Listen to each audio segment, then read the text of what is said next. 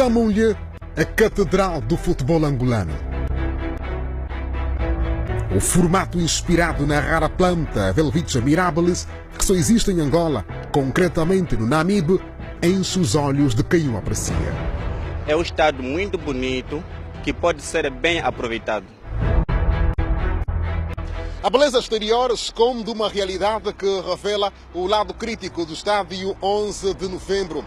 Durante dias, nossa equipa teve acesso exclusivo para desvendar o estado atual de um gigante que perde as batalhas contra o tempo, contra atos de vandalismo e também contra alegadas invasões.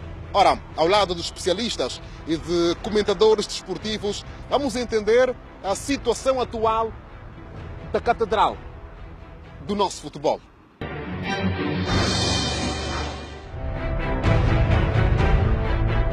Quando o estádio 11 de novembro estava a ser erguido, não restavam dúvidas de que Angola ganharia um dos mais imponentes estádios de futebol em África. A maquete do recinto reforçava esta ideia.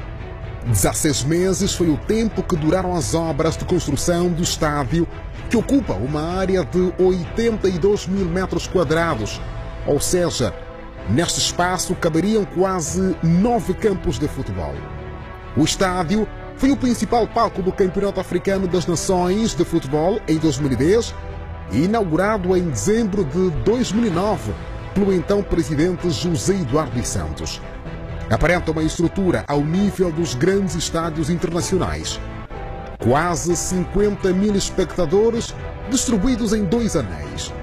Uma estrutura que impressiona e que parece justificar os quase 230 milhões de dólares gastos. 9 anos depois, o tempo começa a denunciar o trabalho feito. Foi projetado para ser um estádio multiusos com possibilidades para acolher provas de outras modalidades, como o atletismo, por exemplo, mas nunca ninguém correu nesta pista, que foi reprovada desde o primeiro momento. O tapete não é o mais adequado e, para piorar, atualmente o terreno está desnivelado. Essa pista ainda não existe aquilo, portanto, porque está lá aquilo não é uma pista. Repara que nesses anos todos, por nunca houve lá uma prova de atletismo. Ao contrário da pista, está a relva, um verde que anuncia a qualidade do trabalho de quem a mantém, conforme mandam as regras da FIFA. Os raios solares brilham e o verde reluz. O maior estádio do país integra o leque de recintos do Girabola, Afrotaças e jogos internacionais da seleção angolana. Por isso, todos são chamados ao estádio para vibrar pelas respectivas equipas e, sobretudo, a vibrar por Angola. Mas aqui, os adeptos não vibram apenas. É com o estádio desértico, praticamente sem ninguém que se tenha noção do impacto causado por atos de vandalismo praticados por adeptos que vêm ao estádio 11 de novembro para, supostamente, apoiarem as respectivas equipas, em alguns casos a seleção nacional. Só para se ter uma ideia, neste vomitório, é o nome técnico dado a este espaço, delimitado por 2 cercas. Estima-se que mais de 50 cadeiras tenham sido retiradas de forma indevida. Este cenário verifica-se em quase toda a extensão do primeiro anel. Ao longe, percebem-se várias lacunas devido à remoção de cadeiras. O vandalismo de quem muitas vezes não é capaz de encarnar o fair play e limitar-se a festejar. A vandalização não termina nas bancadas. Também passa pelos corredores. Muitos que vêm ao estádio deixam a marca deles da pior forma. Paredes com grafite ou pichações. A vontade de alguém querer escrever encontra corpo nos outros meios socialmente aceitos.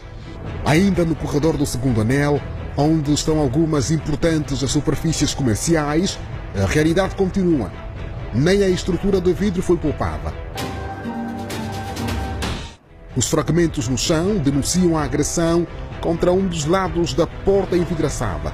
O nosso guia não podia ser entrevistado, mas em off confirmou que terá sido praticado por adeptos num dos jogos do Girabola.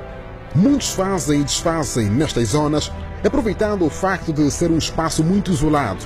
Durante os jogos, aqui não tem havido agentes da ordem e segurança e, para piorar, o sistema de videovigilância não registra nada porque não funciona há já algum tempo.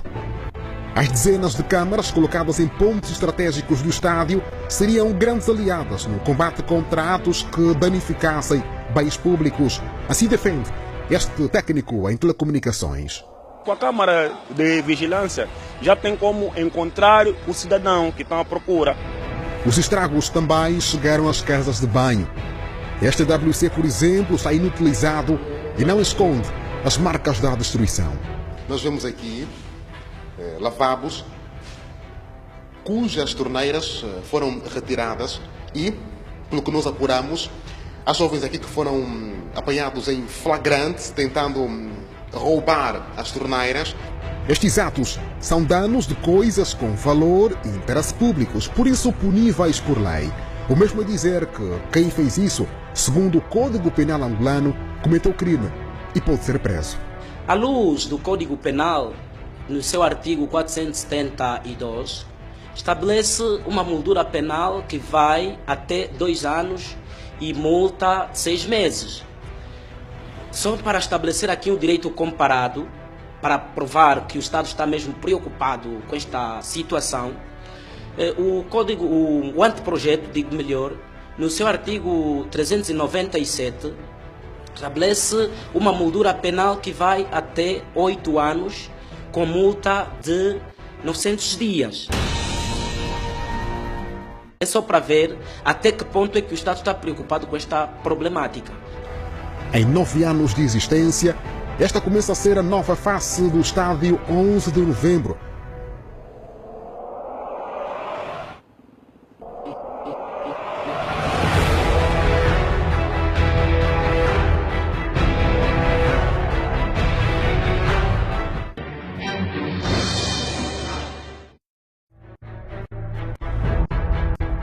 Uma vista de encher os olhos. Uma imponente infraestrutura desportiva que, por esse ângulo, mais parece uma obra de arte. Mas, por trás desta beleza, está a imagem desfigurada de um estádio milionário que muitos não veem. Você vai ver o lado mais crítico do estádio 11 de novembro e que carece de uma rápida intervenção. Nossa vistoria ao estádio 11 de novembro continua. Desta vez, contamos com o suporte do engenheiro Antônio Venâncio, que visualizou as imagens captadas pela nossa câmara. Ele vai ajudar-nos a entender se há gravidade ou não nas degradações do 11 de novembro. Não foi preciso andar muito para avistarmos as primeiras anomalias. Infiltrações no muro construído ao nível do subsolo. Estamos na cave, junto ao parque para viaturas das equipas. Por incrível que pareça, a água mole tanto bateu que perfurou o muro de betão armado. Há fundações que não estão impermeabilizadas, portanto dão vazão à entrada de água para dentro, portanto cria umidades que podem provocar carbonatação, e a carbonatação é muito perigosa para uma situação daquelas. Há questões que estão ligadas às redes de esgotos, que se falharam em alguns troços. Da cave para o corredor que separa o primeiro piso do segundo. O mesmo cenário de degradação à vista de todos. O teto falso não resistiu ao tempo e cedeu, deixando a descoberto algumas imperfeições na infraestrutura.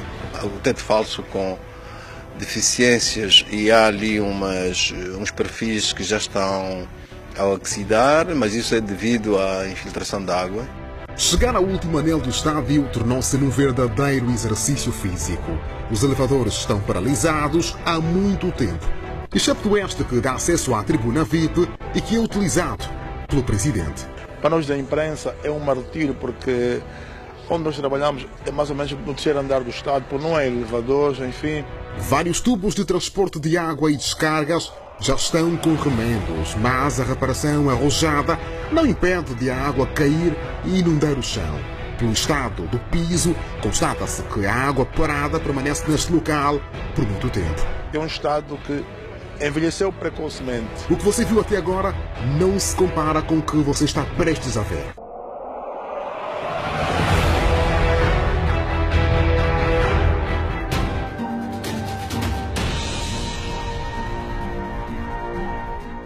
É neste estado que se encontram duas juntas que sustentam o segundo anel. A parte superior do estádio está assente em estruturas como esta, cujas fissuras aumentam dia após dia.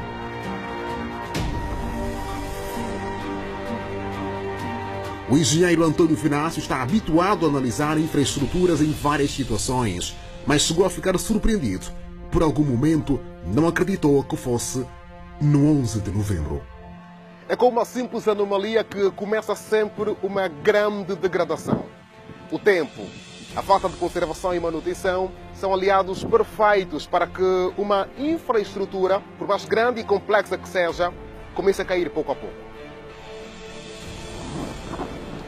É o que está a acontecer com o estádio 11 de novembro. O gigante perde a batalha contra o tempo e pede socorro. Para que não cheguemos até aquilo que nós chamamos tecnicamente como estado limite de utilização. Quando a gente declara o estado de limite de utilização, significa dizer que os utentes já não podem ter acesso a essa estrutura. Se não houver intervenção, a situação deve piorar. E chega uma altura tal em que entra em ruptura.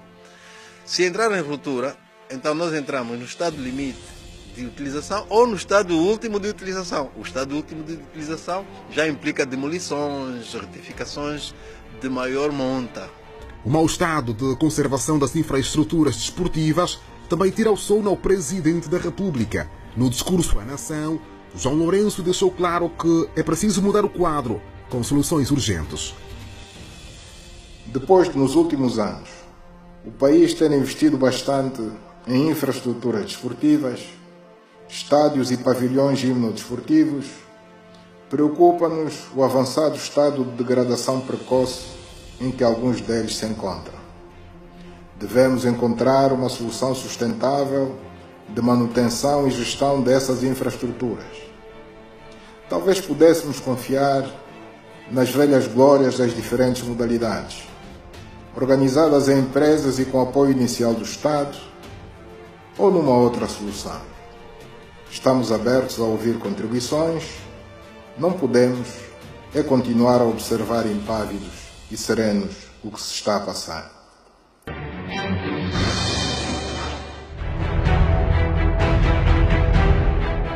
Esta é a situação do estádio mais caro do país, que custou quase 230 milhões de dólares. Uma pergunta inevitável: de quem é a responsabilidade? Temos questões que têm a ver com a conservação. E, portanto, quando estou a falar de questões estruturais, estou a falar de manutenção. Outras questões são do foro da conservação. E temos também questões que estão ligadas à gestão da empreitada ao longo da sua vida útil, que tem a ver com uma certa participação da fiscalização que não aconteceu. A fiscalização das obras do estádio estava a cargo desta empresa, fundada em 2006. O que chama a nossa atenção é o facto de que, quando começou a fiscalizar a construção, a empresa tinha apenas 2 anos de existência. O 11 de novembro terá sido a primeira grande obra que esta empresa fiscalizou. A direção da empresa não aceitou gravar entrevista, alegando a ausência dos técnicos que estiveram envolvidos na fiscalização do estádio. Solicitou-nos que enviássemos por correio eletrónico as perguntas. As respostas também chegaram por esta via. À primeira pergunta, em que consistiu a fiscalização durante os 16 meses que duraram as obras, a empresa fez saber que consistiu na prestação de serviço de coordenação e controlo, definindo metodologias relativas à construção de obras civis, fornecimento, montagem e ensaios de equipamentos. E se houve fiscalização ou não pós-data de entrega ao dono da obra, a empresa respondeu que cumpriu apenas com o estabelecido no contrato, isto é, do período de construção até a recepção. Não há registro de acompanhamento depois da recepção pelo dono da obra, no caso o Estado. Procuramos saber também se eram normais as anomalias que se verificam na estrutura do estádio em 9 anos de existência. A fiscalizadora responde que qualquer obra civil, após a funcionalidade, deve merecer manutenção periódica. Só assim se poderá corrigir a degradação acentuada, o que deve começar já. O gigante luta contra 3 adversários: o tempo, o vandalismo e as invasões. Esta é a maquete do estádio, uma imagem que ilustra como o 11 de novembro seria, com um vasto espaço verde na zona adjacente.